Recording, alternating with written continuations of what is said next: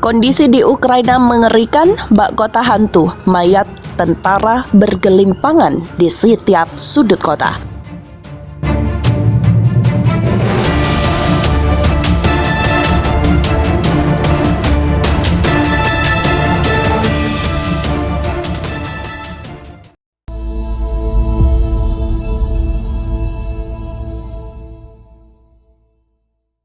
Memasuki hari ke-192, perang Rusia-Ukraina belum juga menunjukkan tanda-tanda akan berakhir. Bahkan peperangan kedua belah pihak dilaporkan makin sengit. Korban materi hingga korban jiwa terus berjatuhan. Kini kondisi di Ukraina dilaporkan mengerikan. Ukraina disebut bak kota hantu. Mayat tentara bergelimpangan di setiap sudut kota. Disebutkan hampir 50.000 pasukan Rusia tewas selama peperangan. Prediksi Rusia untuk menguasai Ukraina dalam hitungan jam pupus. Kini Ukraina yang didukung Uni Eropa dan Amerika Serikat memberikan perlawanan. Bahkan Ukraina dilaporkan ingin menguasai kembali wilayah selatan, berusaha mengepung Kherson. Namun upaya tersebut harus mengorbankan 1.200 pasukannya pada awal September. Tak hanya Ukraina, Rusia juga dilaporkan kehilangan 450 orang tentaranya dalam serangan tersebut.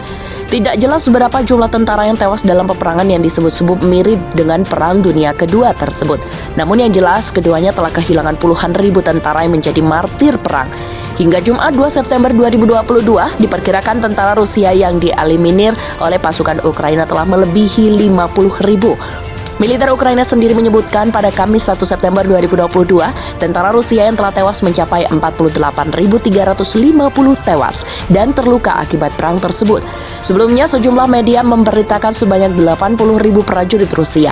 Tentara Volodymyr Zelensky juga menyebut 1.997 tank, 4.345 kendaraan bersenjata, 1.115 artileri, 287 sistem peluncur roket, 234 pesawat tempur, 153 sistem pertahanan udara, 296 helikopter, 851 drone, 205 helikopter, 196 misil dari kapal, 15 kapal perang, dan 3.239 kendaraan perang.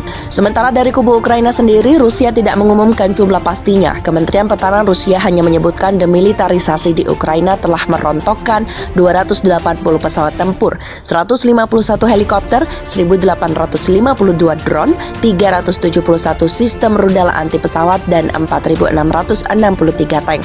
Rusia telah kehilangan lebih dari 900 pasukan khusus, pasukan terjun payung, marinir, dan pilot dalam lebih dari 6 bulan perang di Ukraina, layanan BBC Rusia melaporkan. Kamis mengutip pada data yang tersedia untuk umum.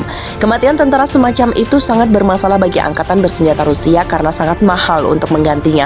Pakar forensik Ukraina memeriksa mayat seorang tentara Rusia yang digali di desa Zavaliska, sebelah barat Kiev, di dalam gerbong kereta berpendingin yang ditumpuk dengan orang-orang Rusia yang tewas pada 11 Mei 2022.